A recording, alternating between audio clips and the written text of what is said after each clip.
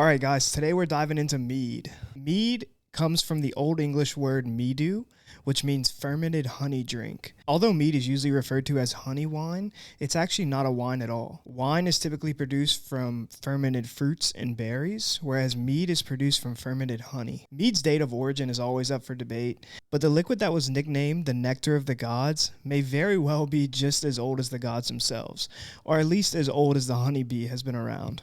Ancient pottery found in both Asia and Europe can give us a good idea of how long mead's been around because traces of the ingredients needed to make mead were found in these ancient pottery pieces. After dating those pieces, we can probably say mead has been around for the past 8,000 to 9,000 years at least. But I've also seen dates a lot further back than that, so nobody really knows. We just know that it's super old. In fact, some people say that mead was actually discovered by accident. They say that rainwater mixed with honey that was in somewhat of like a tree stump, and natural yeast was added to the mixture that fermented the honey, and then mead was created, or the first batch of mead was created. Somebody happened upon it and drank it, and that's how mead was discovered. Obviously, like anything that is this old, nobody really knows how it was created, but it's still a fun story to think about nonetheless. And given its very short list of ingredients of honey, yeast, and water, it's really not a stretch of the imagination to imagine ancient civilizations enjoying this delicious beverage. We do know one thing for sure. Since there's been bees, there's been honey. And since there's been honey, there's been mead.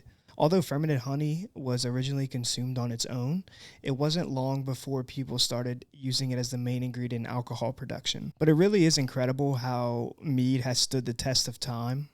For example, in ancient Greece, the god Bacchus, who you probably know as the god of wine, was actually honored first as the god of mead. Evidence of mead also pops up other places in history, such as in King Tut's tomb. Traces of mead have been found in the pottery that they found whenever they excavated King Tut's tomb. And like many popular drinks, they pop up in literary works as well, such as the Canterbury Tales, Beowulf, and Tolkien's Lord of the Rings. But of course, you're probably waiting for the connection of Vikings and mead. So let's dive into that a little bit. Pop culture really has the world convinced that Vikings downed mead like it was water. And this is really a misconception.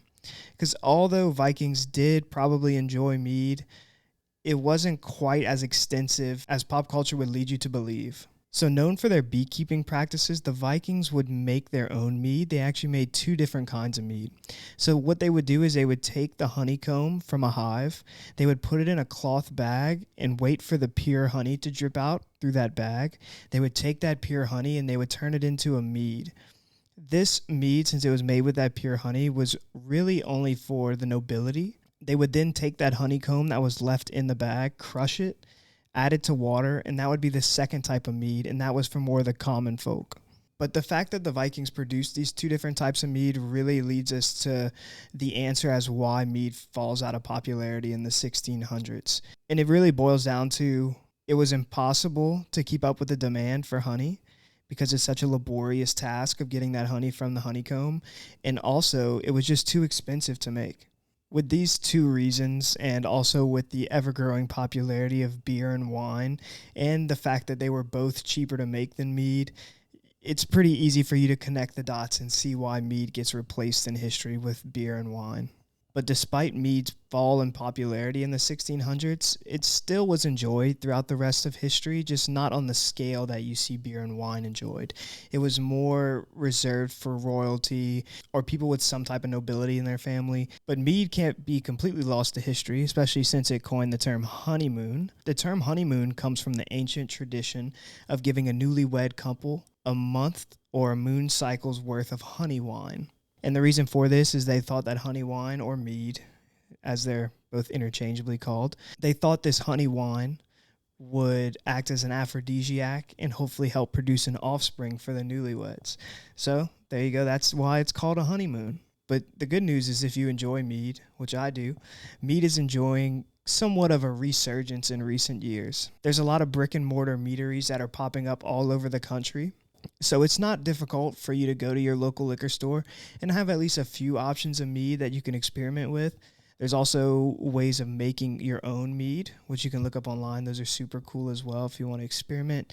There's just different types of mead that you can make, and there's different types of mead you can enjoy as well. So yeah, that's the history of mead, or a brief overview of it. You can obviously get a lot deeper than that, but this should be enough general knowledge to impress your friends at your next party.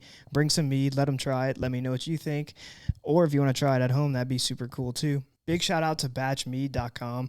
I got a lot of information. It's a great resource. Check them out. They'll be able to help you with all things mead. And until the next episode, try some mead for me, and I'll see you then. Cheers.